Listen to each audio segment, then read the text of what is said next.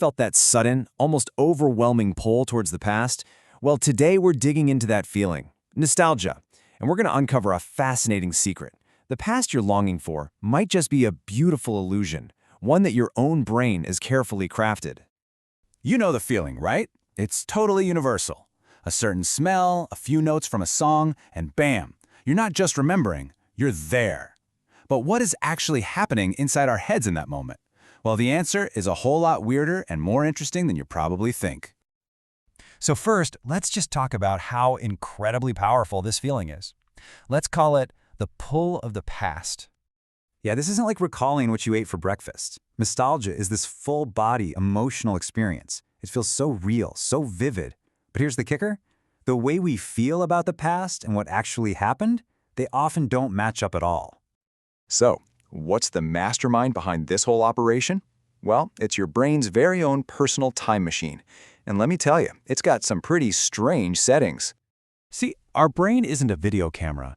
It's more like a movie director.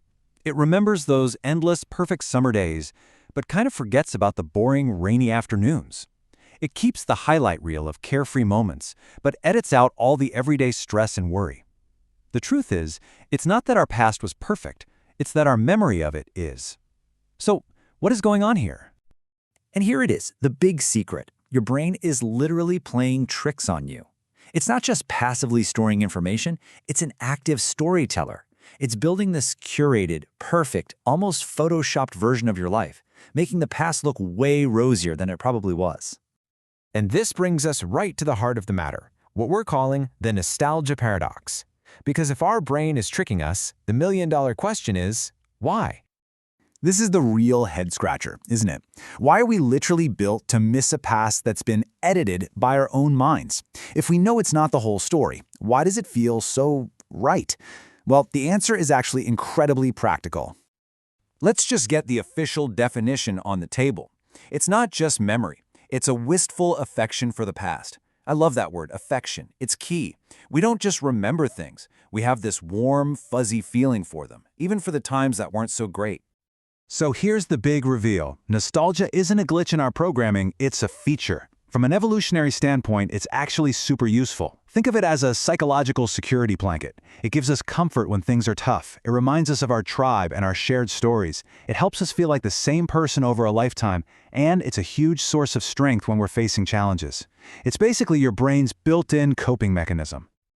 Okay, so we've established nostalgia is this incredibly powerful tool. But, like any powerful tool, it can be used for good or not so good. The question becomes, is it a guide or is it an escape?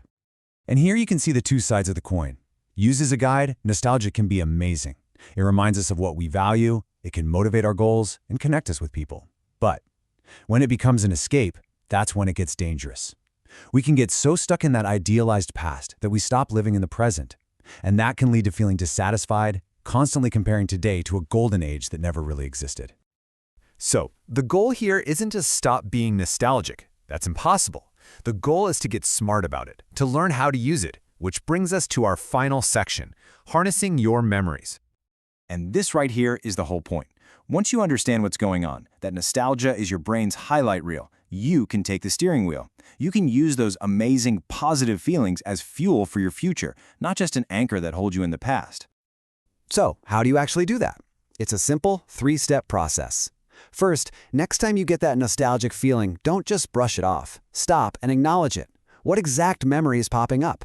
Second, dig a little deeper. Ask yourself, what's the value hiding in that memory? Is it a feeling of deep connection, of freedom, of safety? And third, and this is the game changer, figure out how to bring that value into your life right now. Don't try to recreate the past, recreate the feeling. Which leaves us with one last big question for you to think about. The next time you find yourself daydreaming about the good old days, don't just treat it as a fun little trip down memory lane. See it for what it really is, a map. Your nostalgia isn't just telling you about your past, it's giving you powerful clues about what you truly need in your present. If this video made you feel better, please consider subscribing.